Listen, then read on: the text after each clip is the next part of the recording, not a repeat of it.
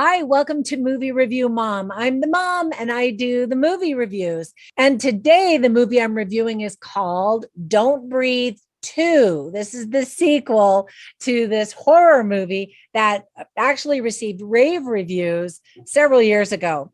This is a bloody slasher that is now available exclusively in theaters. It will most definitely hit streaming at some point, but no dates have been released just yet. It's rated R, very R, and is an hour and 38 minutes. I'll give you some tips for parents in a few minutes, as well as my movie review mom grade. But first, let me tell you in a nutshell, this action thriller was written by Fede Alvarez and Rodo Sayagues, just like in the first movie called Don't Breathe. This time, however, the directing duties have switched from Alvarez to Sayagues for the sequel. The story takes place several years after the events of the first movie, when that movie ended. The story is about a blind veteran who must use his former military training to save a young orphan girl from a group of thugs who break into his home.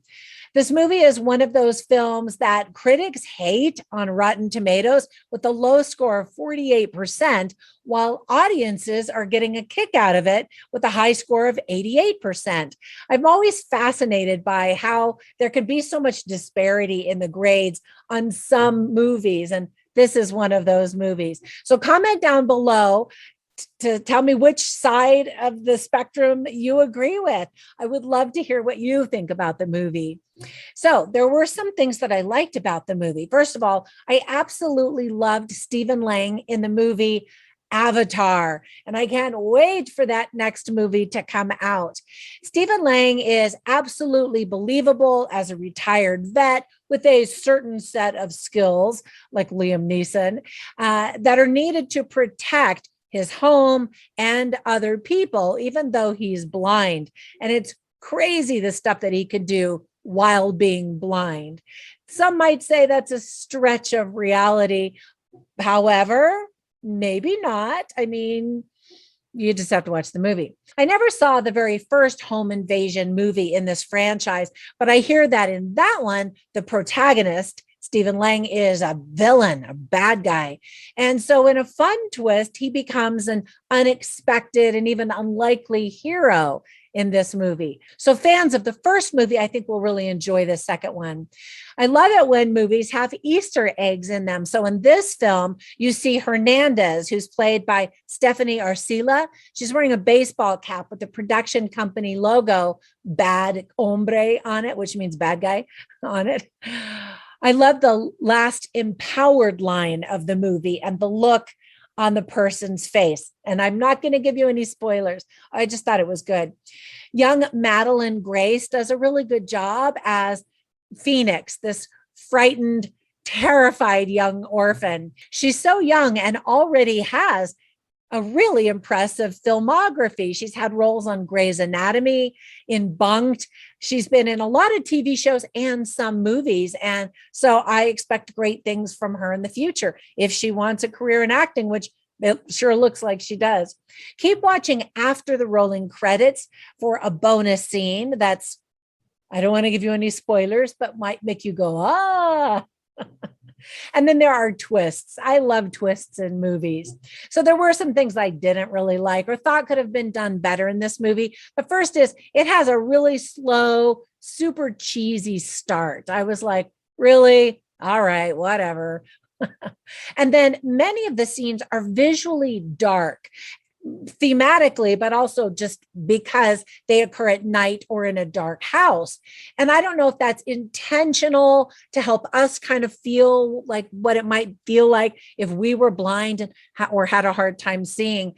But I think it's going to make it really difficult for people to watch the movie if they watch it on small devices once it does go to streaming. So try to see it on a bigger screen. There's not very much dialogue at all. And what there is of it is pretty basic and sometimes pretty hokey and forced, I thought. Many elements of the story are completely ridiculous, meaning, this blind man could a blind person really do all that stuff? I mean, even just shooting in the right direction of a person obviously I know people who are blind, and their other sixth senses or seventh senses even are augmented. And so it could be, but it's sometimes it's a little bit laughable, the things that he does. And the biggest complaint that I'm hearing from viewers about this film is that the first movie really didn't require a sequel. And usually, in order to have a sequel, you have to say something else.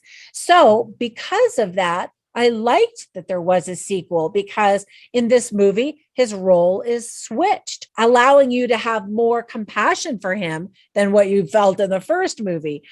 Anyway, let me give you some tips for parents. And the first one is that kids really should not watch this movie. The protagonist is blind and has super creepy eyes. But beyond that, it is brutal, super bloody, and very gory, with violence and lots of deaths. There is profanity, including F-bombs, and people are in these perilous situations. And they're also in situations that are morally derelict, I guess you could say. So some themes that are represented in the movie are family, identity, organ harvesting, friendship, coming of age, security, and protectors, and rising up from horrible situations. So I always write down funny lines and interesting lines and put them on my movie review at moviereviewmom.com. So you can go there to see all of them. But I'll share just a few of them with you right now. There were no funny lines, just because this is a very serious drama and horror. But I'll share an interesting line. Now I'll share two interesting lines with you. The first one is Phoenix, the little girl, and she's talking to her dad, played by Stephen Lang. And she says, "Is God bad?" And he thinks for a minute and he says, "God's fair." And I thought that that was really interesting, based on how he feels about himself and all of the horrible things that he's done in the past. And then Phoenix is trying to have a life. She's starting to come of age and wants to have friends and go to school. And so he tells her, "I want you to be safe." And she says, "I don't want to be safe. I want to be normal." And then she tells him, "You're not enough." She's a young girl. She wants friends outside of being stuck inside his safe house. All right. So with all of that, the pros and the cons of the movie, the good, the bad, the ugly, the ultimate movie review mom grade I'm giving it is a B-. So let me give you a couple of recommendations for other home invasion horror slasher type of movies that you might also enjoy if you like this one. The first one is called Breaking In, and it's a fierce mother who's protecting her children. She does a great job in the movie. It's definitely not as gory and bloody as this one, but there is some of that. It's called Breaking In. The other one is called No Good Deed. And it's also another home invasion with some violence and blood and gore. Still not as bloody, slashery as this horror movie is. So it's sort of softer versions, but they're definitely intense. And this one is too. All right. I hope that if you choose to watch this movie that you do enjoy it.